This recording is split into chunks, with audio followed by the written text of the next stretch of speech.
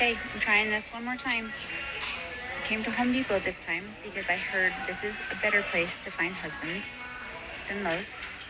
So, Home Depot. In the tool section.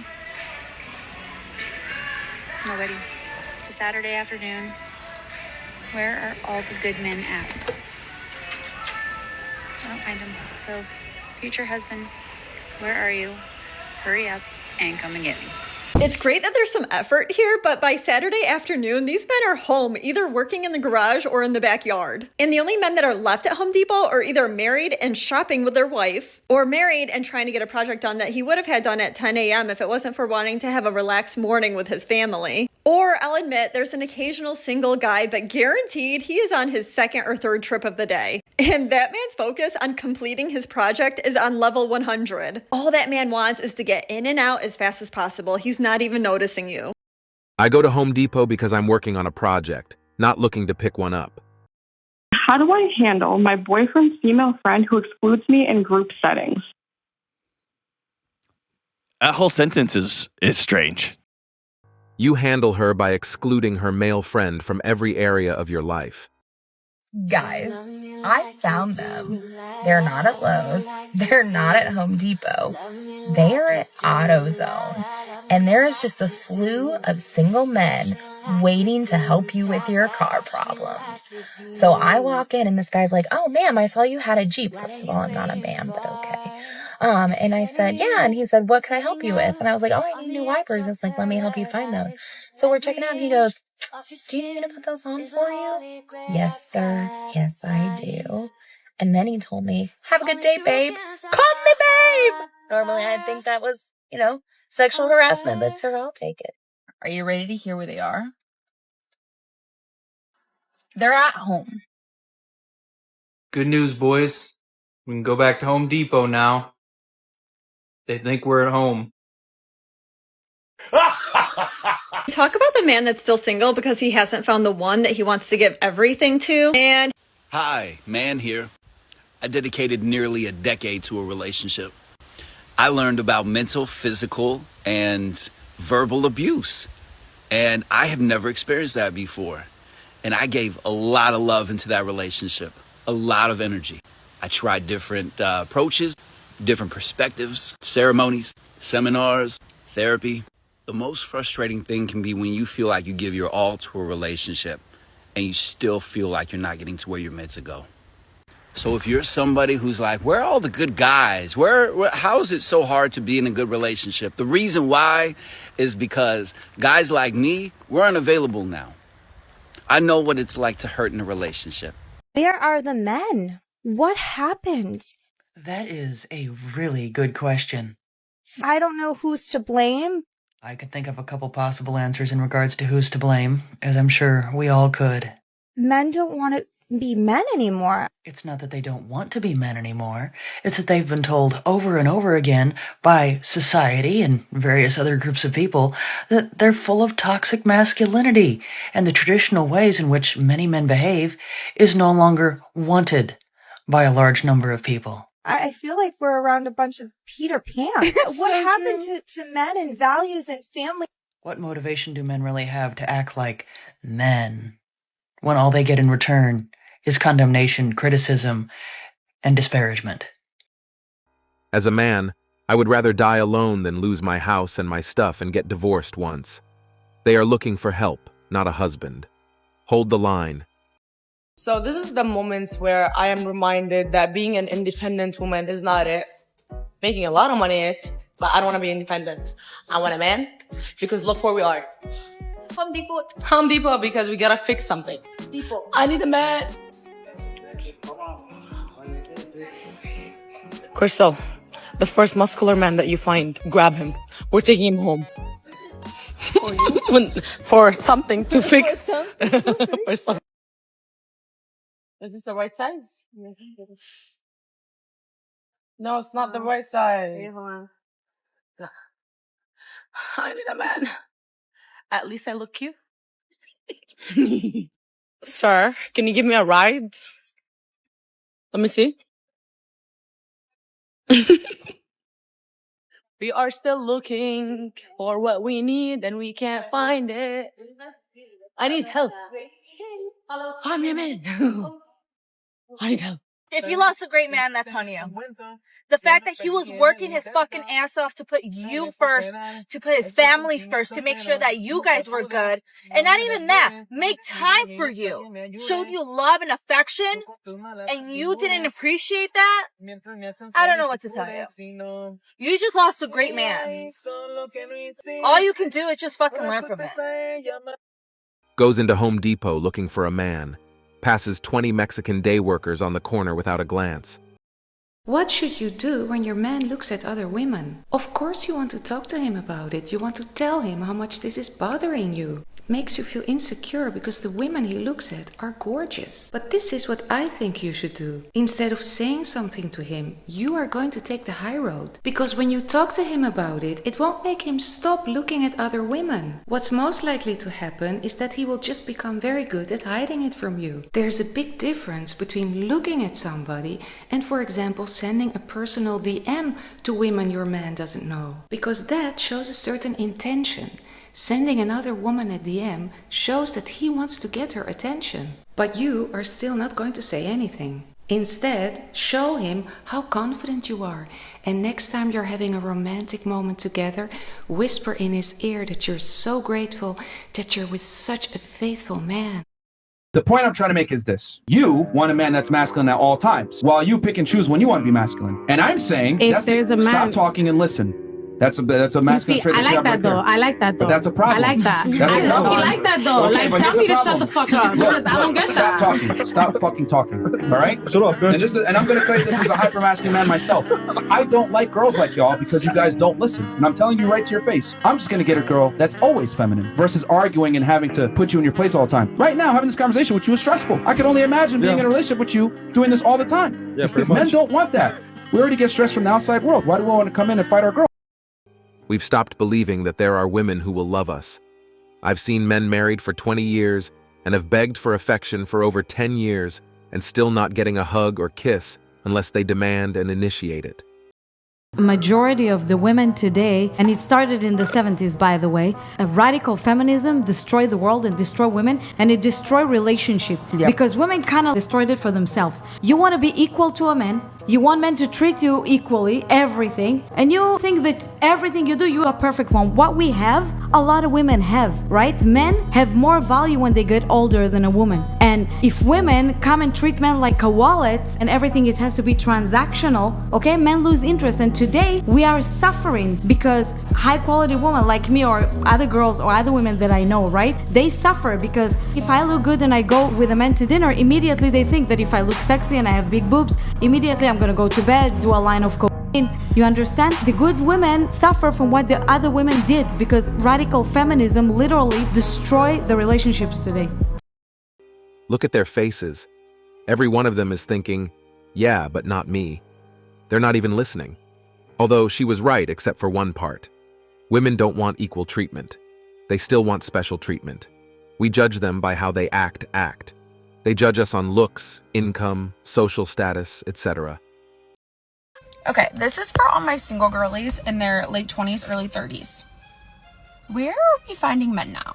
Because the Hinge pool has a lot of pee in it. So I'm certainly not finding anyone there. I'm not on Bumble or Tinder and I don't plan to be.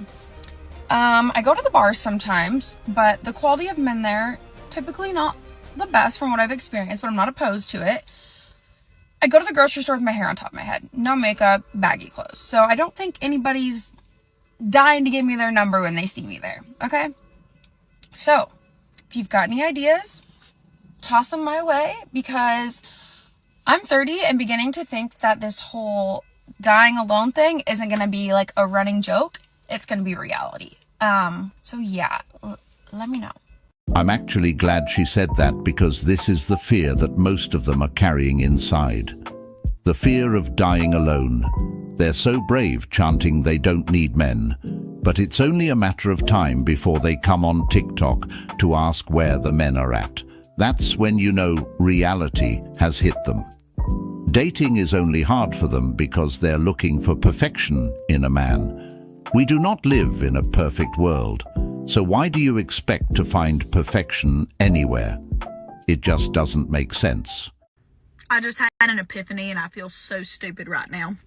I was sitting here thinking to myself, I'm like, where have all the good men gone? I can't find them. Every dude I talk to either ain't got a job, ain't got a car, ain't got nothing going on. And I'm sitting here, I'm like, where are all the good men? Work! They have jobs!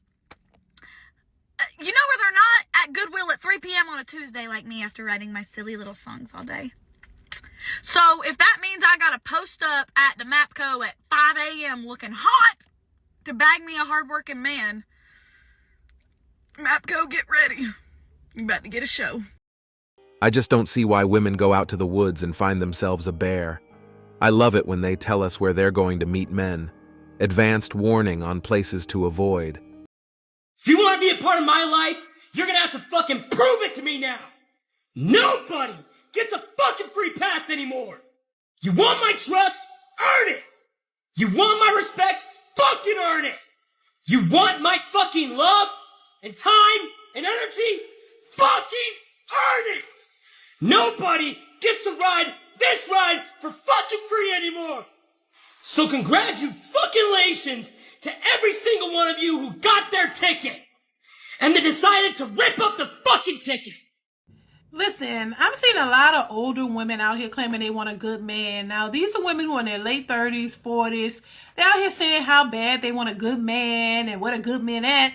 Knowing good and well when they were in their 20s, early 20s, they were not looking for good men. They were looking for street thugs, gangsters, the dudes with the swag. You wanted the attention and you wanted to have fun. And nobody prioritized a good man then. There were probably good men all around, but they didn't want a good man. That man was too nice. He was too straight-laced. He was not what you wanted. Now, all of a sudden, you're 30, 40. You ain't got no man. Now, you want a good man. I'm just saying. Correct. Partying and entertaining the Chads was more important to them than finding a good man. Now that they've become desperate, they've been busy invading men's spaces trying to find a husband. Can someone explain to me how, if women are supposedly more emotionally intelligent and can regulate their emotions and have so much self-awareness compared to men, why do they need hoe phases, situationships, and rosters after a breakup? If you're able to regulate your emotions and have self-awareness, then you don't need to use your body for self-worth to get under people and lower the bar and lower your standards so low that you end up being promiscuous. Having 3+ bodies a month, you cannot convince me that you're more emotionally intelligent if you are participating in any of that kind of behavior, because you are risking STDs, pregnancies, and actually sleeping with people that you don't even know. And then what happens when you get pregnant? You're going to get on the internet and cry about, oh my God, I didn't even know he was like this. He was so abusive. I tried to make the relationship work, blah, blah, blah. And it's all this victimhood, even though you're in celebration for being divorced or separated or going through a breakup. But then the worst part about it is a lot of these women come online and brag about their rosters and their situationships. Some are even single mothers with 2 young kids at home talking about situationship, oh, this guy and that guy. And they can't understand why when they meet the one or someone they want to settle down with, he wants nothing to do with her because she's promiscuous. It is not cute. And if you're so emotionally intelligent, then you would actually know how unhealthy it is to sleep around and promote your body like some kind of bicycle. As a 30-year-old man, I'd rather keep all my money than deal with an entitled feminist. Keep my money every time. Keep walking, ladies.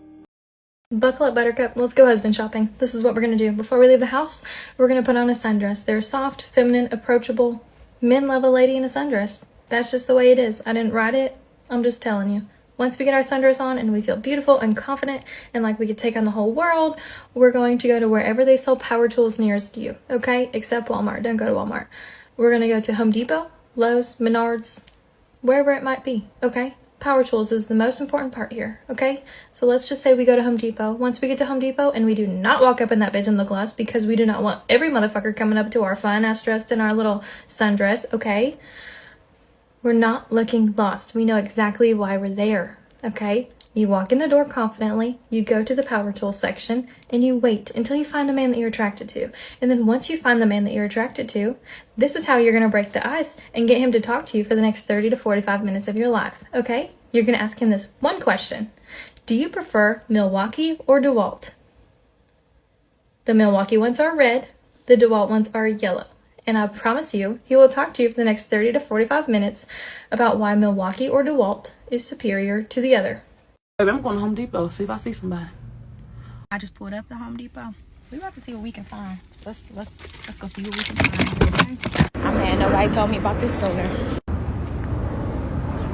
Home Depot really has become a shopping mall to find husbands.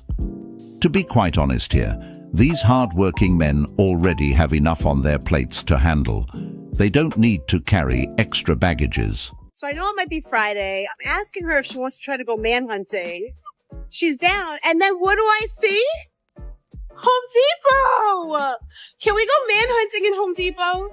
No. Why? No. The men are in Home Depot. That's where you find a man. Actually, you might find somebody else's man. Never mind. Yeah, not a lot going on around here lately. Let's just see what's behind this door. No. Is there a better door around here, maybe? I want someone to do a social experiment where guys go around wife hunting in a Victoria's Secret and record random women. The outcome is obvious. Hello, TikTok friends. Have a question for you. I was in a very bad relationship, and I see all these wonderful men saying and asking for all the right things. But where are you? Because you sure as hell not in my town. I never understand when people are like, you need to find a man. Like it's hard. Like they're literally everywhere. I can't even leave the house without seeing at least 10 of those motherfuckers, okay? They're not hiding. This isn't Where's Waldo. Now what you didn't say is find a good man. How many hours do you work, Eric? That's 60 hours a week. 60 hours a week. And how many hours do you work at home? The same. More. All day, all night. Really? And then you woke up and realised you were dreaming, you mean? If someone isn't listening to you, you should watch for that. If they're not listening, you should stop talking and you should start watching like a hawk, because what's been revealed to you is the fact that your understanding of the situation is radically insufficient. You are not where you think you are, and you are not talking to who you think you're talking to. Now, if you cease talking and start watching and listening, they will tell you who they are and what they're up to. It's amazing what people are willing to tell you if you are willing to listen. This is truly accurate, and it could save your life. And that's it for today on Sigma Traits. Make sure you hit that like button, smash that subscribe button, and don't forget to ring that notification bell. Support this channel through membership. You can also support through PayPal, link in the description. Let us know your thoughts in the comments below. See you all tomorrow.